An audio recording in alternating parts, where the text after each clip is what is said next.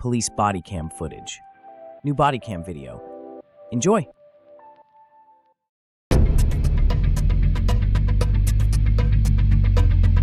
Hiding in plain sight at the busiest airport in the world. Drug agents walk the concourses, blending in by dressing just like passengers. This is a DEA task force officer scanning passengers boarding a flight for Los Angeles. There's another. How do we know who they are? Because we use the same tactics to investigate them after several passengers said they were targeted for warrantless searches at the gate or on the jet bridge. I'm a random search, guys. So he says. So those white folks? And I'm the random search. Hollywood actor John Ellie was stopped by Clayton County officers while boarding a flight to L.A. Were you here in Atlanta? Yep. How long were you here? Doesn't matter. Why are you asking me all these silly questions? Check my bag, do what you gotta do so I can get out of here, please. The narcotics officers didn't find anything, but kept asking questions of the Emmy-winning actor. When did you purchase your ticket? Don't worry about it, man. Just what's it called? Check my bag so I can get out of here, please. This bag's good. Thank you. That whole thing is just so humiliating. Like, who thinks this is a proper way to treat anyone? Tabari Sturdivant is an Atlanta-based film director who was also flying to L.A. when agents stopped him at the departure gate. All my life, I pride myself on being an upstanding citizen, and you still do this to me. I'm clean, like I'll comply, but like, why me?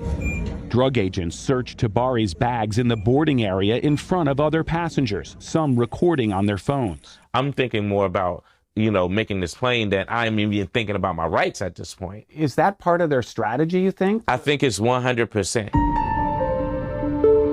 Records show that DEA and local police rarely find any drugs or make arrests during what they call cold consent searches at the gate.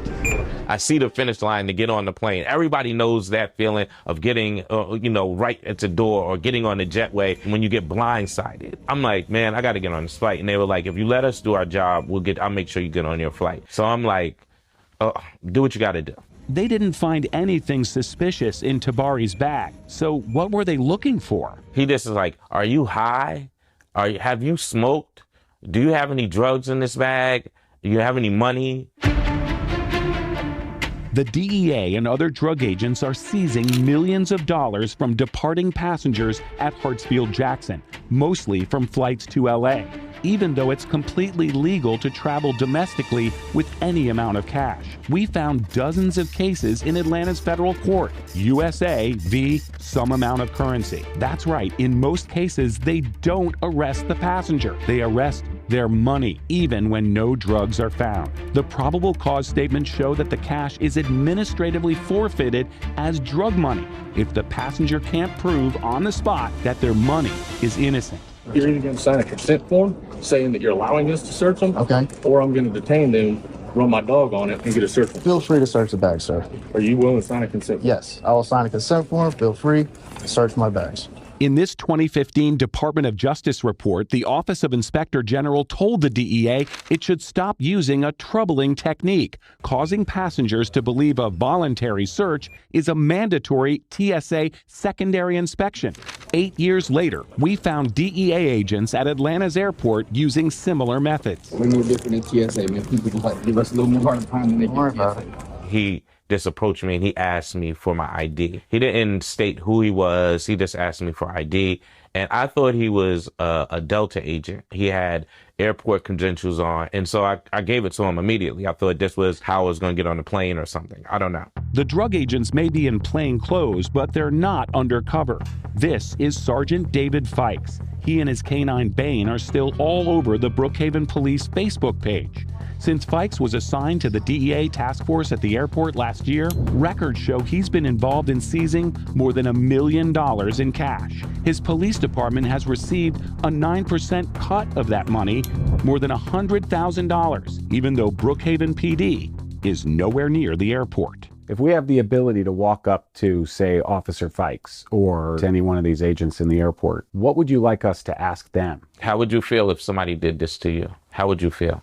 We found Fikes and other plainclothes DEA task force officers by going to departure gates for LA flights. They stopped passengers at the boarding door, asking to see their documents before going through their carry-on bags. The searches we watched came up empty.